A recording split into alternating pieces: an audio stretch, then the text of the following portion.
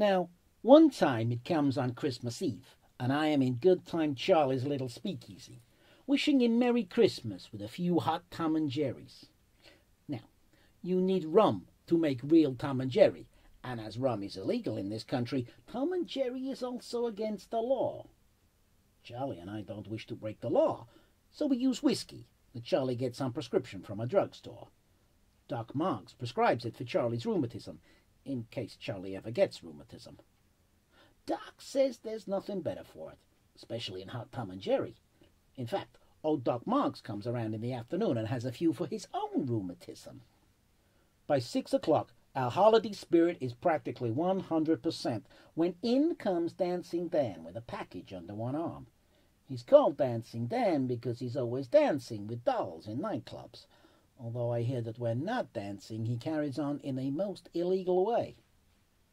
I like Dan, who seems to get a real belt out of life, although I question his judgment in dancing with Miss Muriel O'Neill from the Half Moon Club. Everyone knows she's very well thought of by Heine Schmitz, and Heine does not take kindly to anybody dancing with a doll he thinks well of. But Dan just laughs, ha, and goes on dancing with her. Anyway, as Dancing Dan comes in, he tosses his package into a corner where it goes plunk, like something heavy, and he steps up to the bar.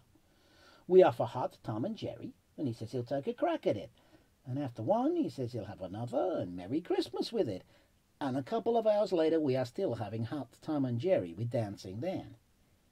Customers knock at the door, but Charlie is afraid we only have enough Tom and Jerry for ourselves. So he hangs out a sign, closed on account of Christmas. But he does let in a guy by the name of Ookie, who is going around dressed as Santa Claus to advertise Lewinsky's store. We invite him to have a few mugs of hot Tom and Jerry with us, and wish him plenty of Merry Christmas. But Ookie is not accustomed to Tom and Jerry, and after the fifth mug, he folds up in a chair and goes right to sleep on us. Around midnight, Dan wishes to see how he looks as Santa Claus. So we pull off Ookie's outfit and put it on Dan, which is easy as Ookie doesn't even wake up. I never see a better looking Santa Claus than Dancing Dan, especially after he gets the beard just right. And we put a pillow down his pants to give him a nice fat stomach, as Santa Claus is bound to have. Well, Charlie says, it's a pity we do not know of any stockings hanging up, because then you can go around and stuff things in them, as I hear this is the main idea of Santa Claus. Why, Dancing Dan says, at Miss Muriel O'Neill's flat there is a stocking hung up by her old grandma. She hangs it up on Christmas Eve all her life, hoping Santa will fill it with beautiful gifts. But, Dancing Dan says, Santa never does, although Miss O'Neill always pops a few gifts in the stocking to make Grandma feel better. Now, Grandma is happy with whatever she finds in her stocking on Christmas morning, but she does not understand why Santa Claus is not more liberal, and Miss O'Neill wishes to give her one real big Christmas before the old dog cashes her checks in. So, Dan states, here is a job for us. At this hour, Miss O'Neill is working and Grandma is asleep, so we'll just hop over there and Santa Claus will fill her stocking with beautiful gifts. Well, I do not see where we'll get beautiful gifts at this time of night, but Dancing Dan says, never mind, let us have a few more Tom and Jerry's first. So we have a few more. Then Dan puts his package in Ookie's Santa Claus sack. Charlie turns out the lights, leaves a bottle of scotch for Ookie, and away we go. We stop in a couple of spots and have a few drinks to Santa's health, and everybody's surprised to see me and Good Time Charlie with Santa Claus, although nobody recognizes Dancing Dan. These visits are a great success, although I understand there is some gossip later that Santa Claus with such a breath on him is a little out of line. Finally, we arrive at Miss O'Neill's flat. Dan tries the door, which opens first time. A single gas light is burning in the bedroom, and by this we see a very old doll asleep in bed, so we judge this to be Grandma. On a chair by the bed is a long black stocking, so Dancing Dan takes out this package and unties it, and out pop all these diamond bracelets, necklaces, rings, and brooches, and I don't know what else in the way of diamonds. Dan and I begin stuffing these diamonds into the stocking, and Good Time Charlie pitches in and helps. It is not until I get into the fresh air again that I remember the headlines in the afternoon papers about a stick-up at the diamond merchants, and I also recall hearing that Dancing Dan is one of the best stick-em-up guys in the business.